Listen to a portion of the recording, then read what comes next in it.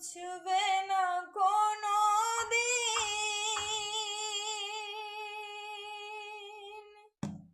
হৃদয়ে লেখা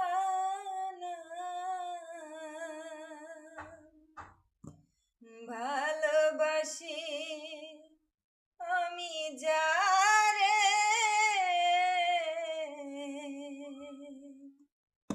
পাথরে লেখা নাম হয়তো মুছে যেতে পারে।